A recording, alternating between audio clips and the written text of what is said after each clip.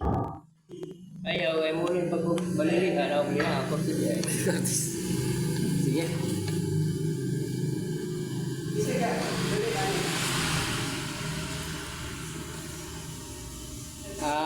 Like, ako na mo are. Huwag pa na mo yung tao na kaya mo pablisingan.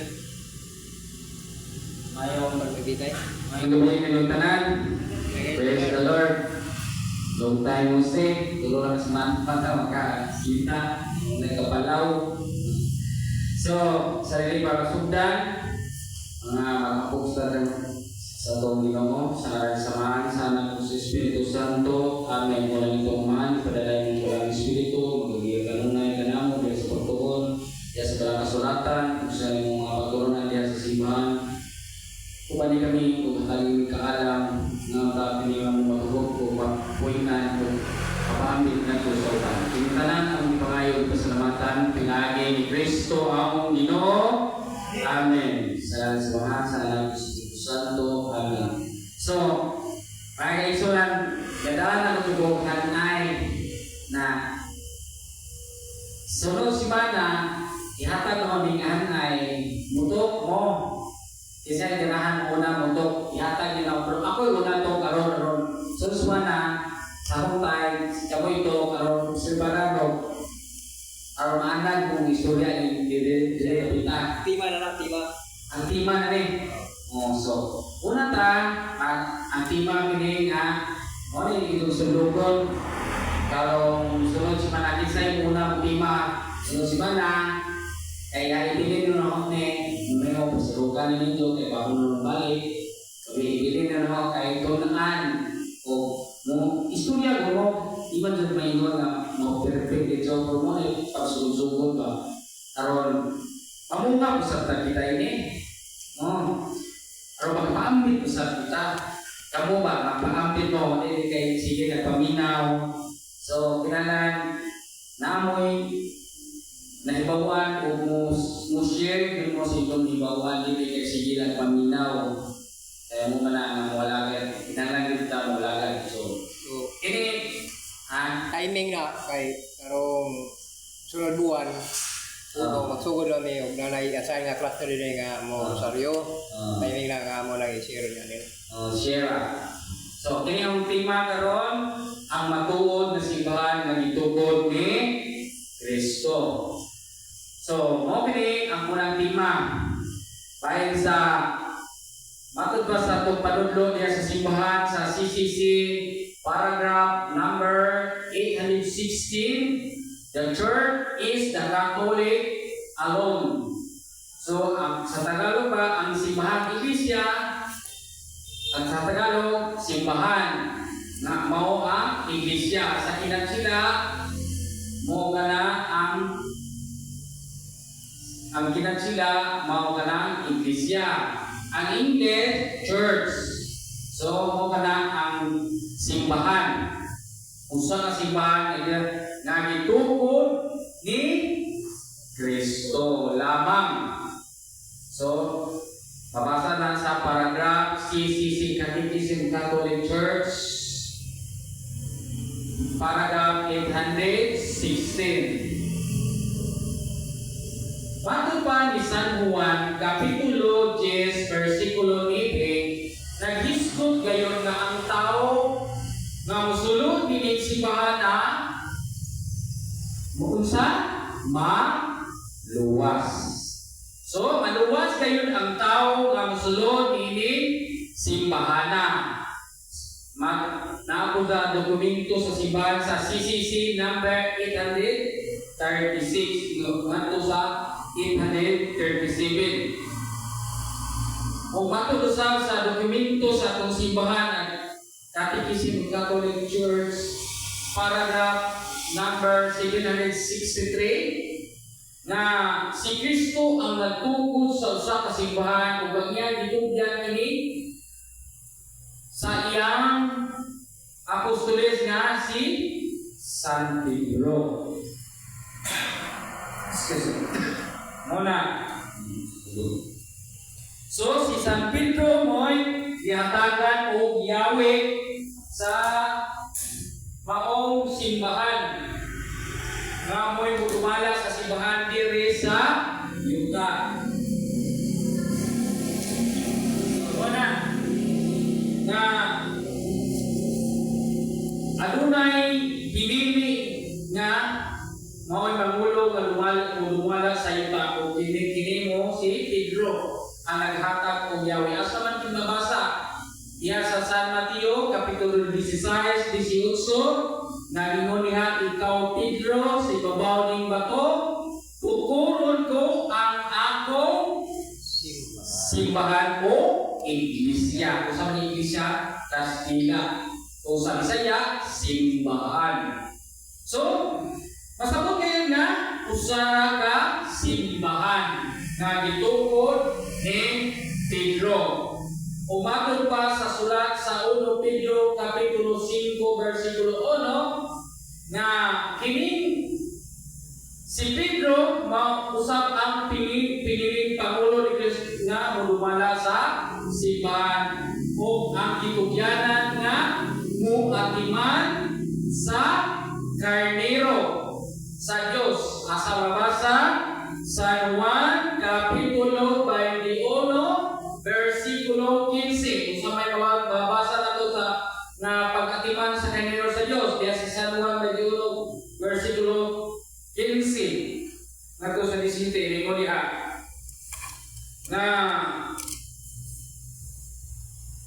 si Jesus mingon human nakakaon ingon si Jesus kang Simon Pedro, Simon anak ni Juan, naigugma mo ba ako labaw sa imong pag-igugma sa uban? Siya may tubag, oo Ginoo, nasayod ka man na higugma ko ikaw. Jesus ingon pag-usap kaniya, atimana ang akong mga nating karnero.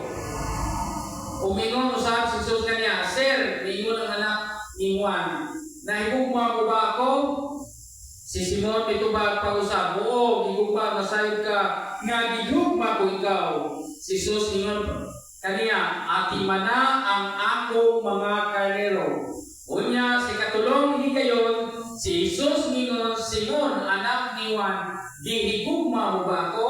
O mitubag si Pedro, nasubok o tungkol sa iyang gipangutana man siya kung makatulo sa higayon, nagigugma ba niya? O si Pedro, ningon kanya, Ginoo, nasayod ka nga ang tanan, nasayod ka, gihugma ko ikaw.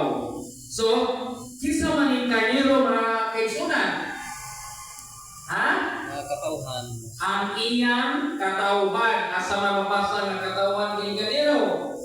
Diha sa mabasa na to sa Salmo. Sa Salmo.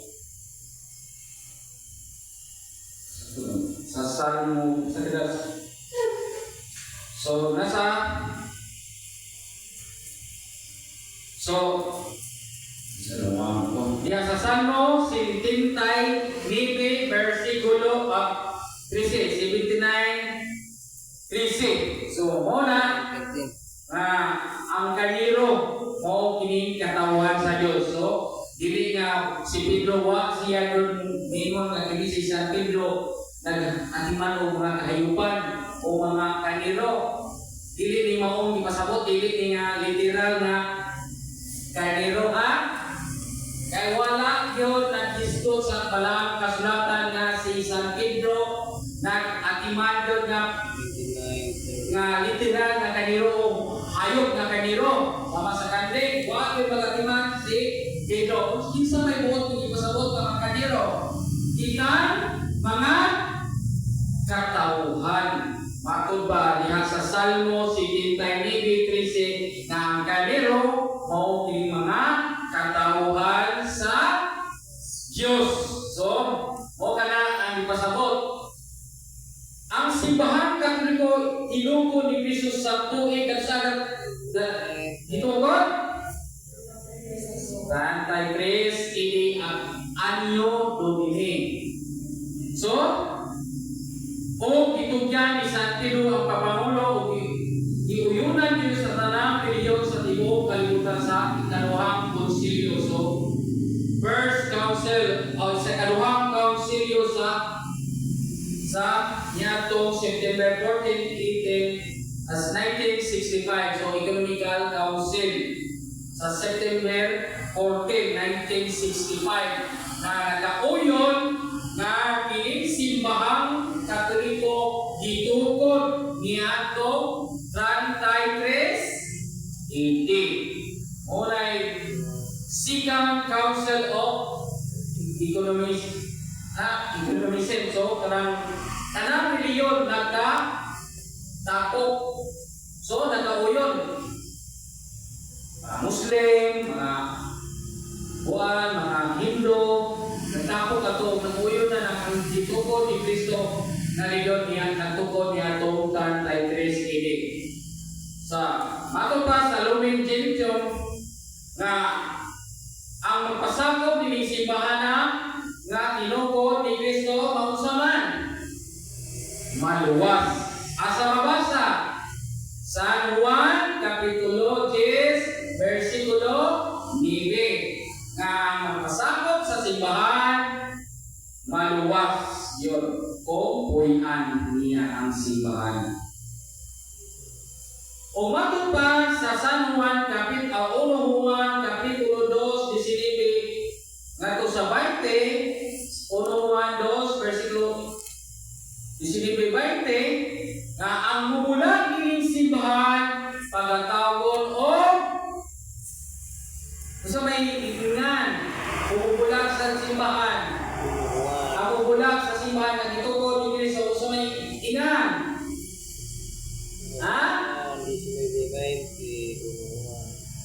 Antikristo kay nagkikumpetensya ni Kristo o nagkisupak nagkikontra sa reliyon na gitukod ni Kristo o dili gayon maluwas kay ning protesta man isupak man sa gitukod ni Kristo. So matod pa sa Lumen Gentium 14, the law of ignorance na apan ang tao nga inosente kung dili niya sayod, wala siya masayod nga ang simbahan Katoliko ang tinukod ni Kristo o nagkinabuhi siyang pagkamataro sumala sa diktar sa iyang konsensya giagda sa Espiritu Santo sa Dios nga siya usa maluwas kaya niyang galak na hinigugtong man sa espiritual pag sa simbahang Katoliko. So ano na usap ko yung maluwas bisa dili sa akop sa simbahang Katoliko. Usa mapagihan na sila maluwas. Dili inosente. Dili iyang sayo. Wala siya masayod na dunay simbahan na tinukod nga matuod nga tinukod ni Kristo. So, hindi kaya mo maluwas, dili absoluto tanan yun. There is a exception. So, naiuban na maluwas. Matod pa sa Roma, Kapitulo 5, versikulo 13. Ito sa may punod, Roma 5:13. Naingon, walay tagagawas nga mangahas pagtipon kalabisan tuod gitamod siya kayo sa mataw apan nasamot nga bilaghan ang tao ng tuo kung nanoo sa Ginoo na hinilugog na hilugagan ang ilang pondo. So, naay ignorance. So, ano na ignorance of the law na maluwas isang dili sa ako sa simbahan. Sa CCC, Catechism Catholic Church, CCC, paragraph 751, the word church was Greek word ikalim. Kung sa may giwag sa word ikalim, to call out of the work of unity in Christ, disciple become one church. So, pasabot na diha sa mong dokumento sa simbahan simbahan nga ang gipamuluhan si Kristo o kanyang mga disipulo nga mao ang mga apostoles. Matod pa sa thesis number 756, the church building of God mao kana ang panimalay sa Dios. Ang church building of God mao kana sa Bisaya panimalay sa Dios. Asa mabasa sa Juan o ni Julius 1 Timoteo 3:15 ay nabasahan nyo. Isa yung nabasa na ang haligi o sukaranan sa kamaturan isa man ang simbahan dili Biblia. Muna timana na ang haligi o sukaranan sa kamaturan mao ang simbahan. Sumuna ang simbahan ang panimalay sa Dios dili Biblia. Ang Biblia ikaduha na ro amuna gyud ang haligi o sukaranan sa kamaturan ang simbahan kay ang simbahan mao may mutudlo usahon pagsabot diha sa Biblia. Kay ang naghimo sa Biblia ang simbahan. Kinsa may ang simbahan mao'y nagtigom sa mga walis, mga pulong ni Kristo o gihimo kining Biblia o mao'y mo interpret sa Biblia. Kay ang simbahan mao'y gahimo sa Biblia. Muna diha sa 1 Timoteo 3:15. So, matawag usab kini ang simbahan o usa may matawag ni simbahan. Kini simbahan na kini, usa may matawag usa may puni. Ha? Pagkatawgon o balay sa Dios. balay alam puanan. So, hindi sa tawgon na balay ang puanan. Kung isa man isa may gibutong sabot ini, mao kana na ang building. Kaya duha ka klase nga simbahan. Ang unang meaning sa simbahan mao kanang katawhan sa Dios. Kaya duha meaning balay alam puanan. So kanang simbahan na itungkol ni Ginoong Jesucristo diha si Pedro nga ikaw Pedro sa ibabaw ning bato tukuron ko ang akong simbahan.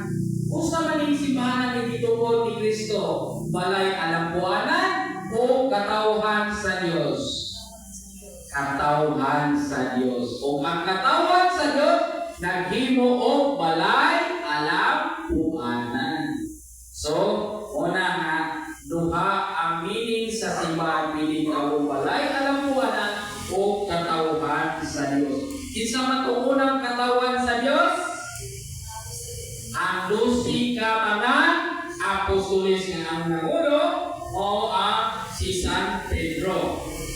Patungkol pa sa CCC number 781, the church people of God o muna ang simbahan mao ang katawhan sa Dios. Asa man mabasa nga ang simbahan katawhan sa Dios? Sa Colosas kapitulo 3:12. Ang simbahan mao kana ang katawhan sa Dios.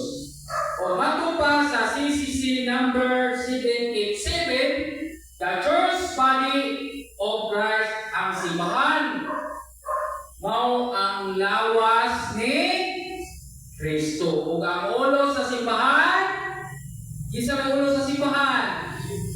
Si Kristo. Asa mabasa?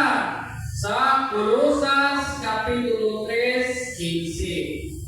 Kung naay ulo, adunay lawas. Kung na si Kristo, ana ang simbahan. So, di pwede nga way simbahan na primera ulo. Kaya mura nagmanananggal. So,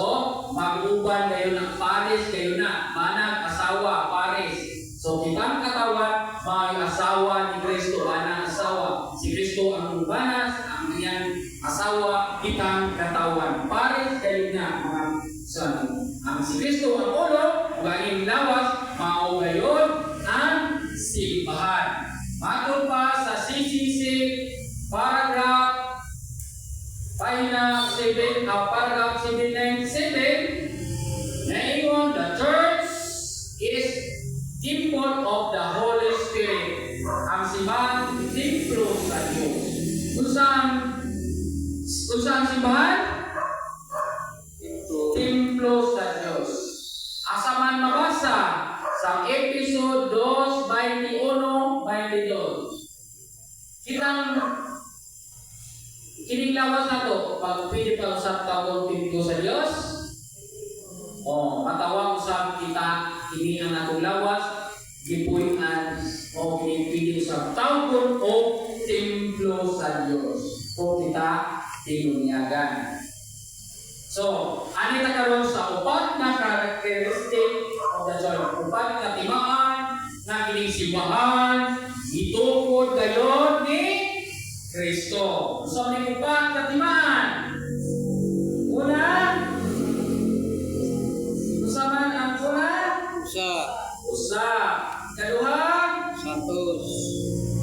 Antos. Kapulo. Katoliko. Yung ito pa? Apostoliko. Now, the church is one holy Catholic and Apostolic Church. So, diha sa pagtugod sa simbahan ni Jesucristo diha sa San Mateo Kapitulo 16-18, ang simbahan usara, wala mingon na naghanan nito po. Matod pa diya sa San Mateo 16-18, na ikaw, Pedro, sa ibabaw ng bato, tukoron ko ang akong simbahan. Luna ba'y daghang simbahan? Ingon ni Kristo? Ingon siya, tukoron ko ang mga simbahan. Naabas? Plural ba? Singular ba? Singular yun. Usara ka simbahan nga gitungkod ni Kristo, wala na ilain. Busa, masabot gayon nga kining simbahan na nagpalibot, kining atong kalibutan karon nga ubang simbahan na dili tinukod ni Kristo, nang pasabot nga mini nga simbahan dili tinukod ni Kristo, mga kaigsunan. So, usa lamang kasimbahan na giturod ni Kristo ang Katoliko. Lamang kay si Kristo ang nag-ambos tanang katawan nga mahiusa. Wala mingos, wala mag-ampo si Ginoo nga magbuwag-buwag kamo. Ang gusto ni Jesucristo kining simbahan iusahon sa usa ka magbalantay nga mao si Kristo. May usa lamang ka usa ka simbahan. San Juan Kapitulo 17 versikulo 11-21. Kung saan diha mabasa sa 17 versikulo 11 na ginon. O karon muanha ako kaninyo, dili ako magbugay dili sa kalibutan. Apan magpabilin sila dili sa balaang amahan, bantayi sila sa dahol sa iyong ngalan, ang ngalan na imong gihatag kanako, aron mahiusa ingon ikaw, ako usa lamang. So, ang gusto sa atong Ginoong Jesucristo, ang simbahan, mahiusa kitang katawan. Usa na gayon ang simbahan nga gitungkod ni Kristo, dili daghan. So, masabot kayo, usara. So, makasabot kayo kini uban na laing pundo, dili sakop sa simbahan, mao kana nga dili mao ang patuod nga simbahan. Kaya ang gusto sa Ginoo mahiusa, usara ang kiyang simbahan. O mao kana ang simbahan, ang pagkukuranan, mao ang mga apostoles. Ato pa sa Efeso Kapitulo 4 versikulo 5, may usa lamang ka Ginoo, usa ka pagtuo, usa ka Ginoo, usa ka pagtuo o usa ka bunyag. One God, one faith and usa ka bunyag. One baptism. Efeso Kapitulo 4:5. Umatong sa San Lucas 10:16, kadtong mga tao nga nagsalikway sa simbahan, gitagna ay gisuwat diya sa San Lucas 10:16. Sa may diya sa San Lucas 10:16 na adunay magsalikway sa simbahan. So masabot kayo ining nagsalikway og simbahan, dili kayo maluwas o nagtuod og simbahan, nagpasabot kana sila ang magsusubat sa simbahan. San Lucas Kapitulo 10:16. Nag-iyon, ang mamati kaninyo, mamati kanako, ug ang magsalikway kaninyo, magsalikway kaninyo, magsalikway kanako, ug ang magsalikway kanako, magsalikway kaniya nga nagsubok kanako. Busa, kung nagsilikway ang laging pundong nga reliyon sa itukod ni Kristo, ipamuluan sa ni San Pedro, ang unang pangulo sa mga apostoles, kung gisilikway nila kining simbahan, busa sila mga kaaway ni Kristo. Busa niya, wala mutuman sa suko sa Dios. Sa to this size ningon ya sa this size nga sa this size nga ang mamati kaninyo, mamati kanako, ang magsalikway kaninyo, magsalikway kanako, kung mamati kung magsalikway kanako, nagsalikway ka nagsubo. Kinsa may nagsalikway? Ang Dios Amahan. Gisalikway ninyo nga ang Dios Amahan may nagsubo ni Kristo nga magpukod og simbahan. O diha sa simbahan kinahanglan kita mapasakop o maghiusap sa usa lamang ka simbahan apan kini ubang pundok nagtukod og daghang simbahan, nagsalikway sa simbahan nagitungkod ni Kristo o kini nagsalikway sa Amahan usa. O gisalikway nila ang Dios o kinsa kaning nagsalikway sa Dios, mga kaaway usa sa Dios Amahan o kaaway ni Kristo o gikinitawag o mga antikristo, mga kaigsunan. Muna, so kinahanglan kita dili mo sa likway ni Kristo. O nausap siya sa Mateo 18:17, ang dili mamati sa simbahan, isipon nga mga komprador sa mga buhis o mga makasasala. Sa Efeso 3:21, ang simbahan nga gitungkol ni Kristo bulungtad hangtod sa kahangturan.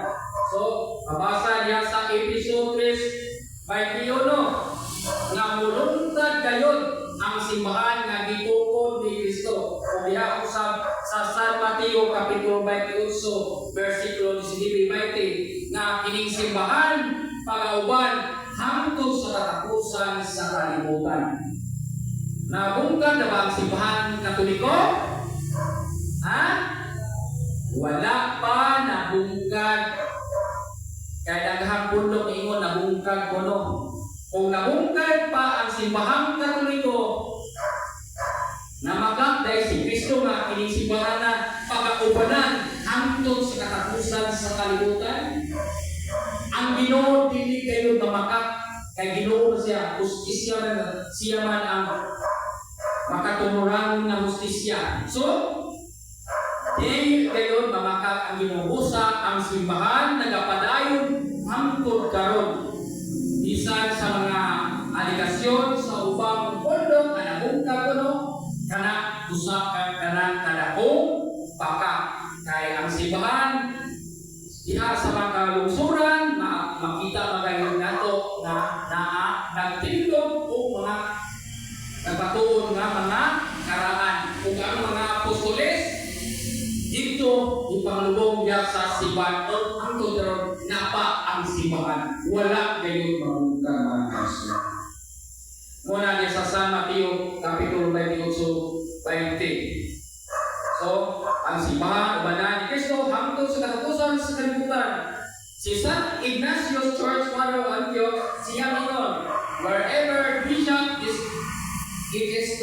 say there is all these people being just whatever Jesus Christ will say, there is an Catholic Church.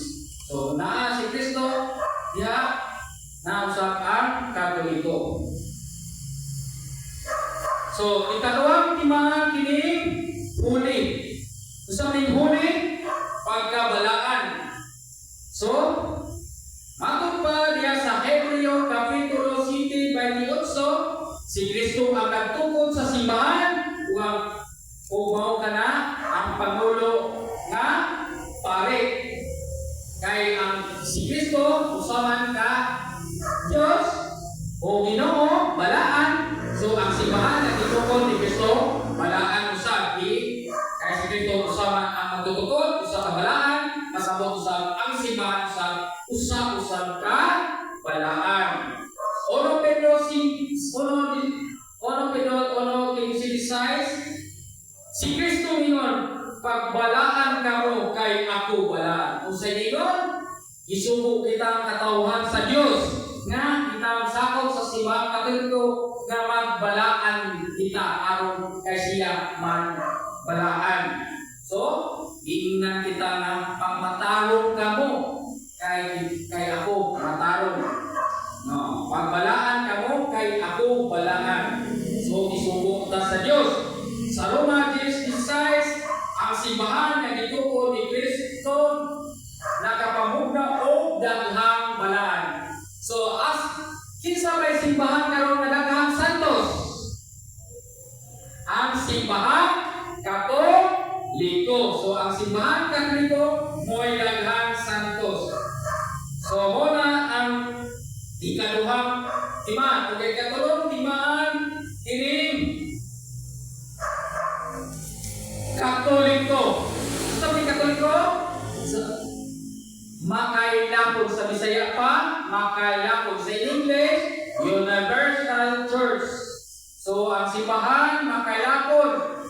Asa nabasa diya sa San Mateo 28:20. Nga paglakaw pa mo sa tibuok kalibutan, bunyagi sila sa ngalan sa Mahal o sa Anak o sa Espiritu. Tibuok kalibutan, di kaila ang simbahan. O sa San Lucas Kapitulo 24:47 nga isangyaw kayo ng simbahan sa tibuok kalibutan. So, akong masabot nga gikan sa Jerusalem gibalhin kining simbahan dito sa Roma. Mabasa ba ang pagbalhin sa simbahan sa Jerusalem ngadto sa Roma? Mabasa diha sa San Mateo Kapitulo 21:43. O diha sa Buhat 23:11, si Kristo mingon kang Pablo, nagsaksi ka kanako dinhi sa Jerusalem, o saksi usab kanako dito sa Roma. Masabot nga ang simbahan ni abot dito sa Roma o bigay lang sa tibuok kalibutan. Diya sa Roma 1:8. Usa ang mensahe sa kasulatan milalog sa tanang kautanan sa yuta sa tibuok kalibutan ang gitawag kini universal. Roma 10:18. So, ikaw pa na timaan. The church is apostolic church. Gusto din apostolic church. Ha? Gipahimutan sa mga apostoles. So, Episode 2:20. So, isa may gibinan sa simbahan. Yung unang simbahan, ang 12 ka mga apostoles. So, karon anita sa suba. Ngano man ingon man ang mga Katoliko, usa lamang kasimbahan nga gituko ni Jesus. Wala pa ang Katoliko nagtuko na ba mga Judaism, Islam, Buddhism, Hinduism. Ang tubag, kanang tubag nga pundok sa simbahan wala pa tukura ni Kristo ang matuod na simbahan. Kanang tubag katinuuan sila tawon o pundok nga wala nga mga major o non-Christian dili nga Kristiyanos kanang upat ka pundok nga kinuha. Tungod kay tinukod lamang sila o tawo apan si Kristo nagtukod o simbahan. So kaning upat ka mga kuan tinukod na mga tawo gitawag kini dili So, apan sa pag-abot na ni Kristo sa kalibutan, nagtugtod na sila usa ka simbahan nga mao diha sa San Mateo 16:18. So, kamahan nag-usa sila sa lamang ka simbahan nga ditugod ni Kristo. So, gusto ni Kristo na usa ra gayon ang simbahan nga pagatugon. So, mao na ang akong tema o kinsay mo una o tema karon kinsay mo dawat Nakay Masel, nakil. karon ay tunilan kay Xerox. imasunod.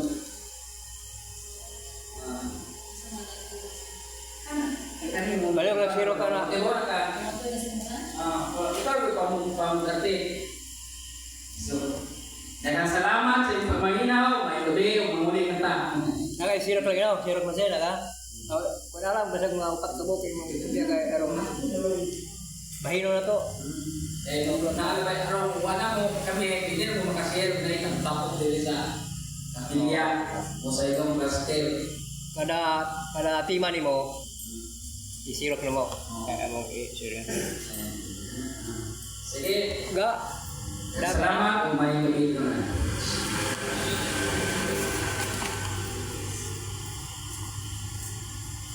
Ay kayo ba? Ay wala ha. Wala ha.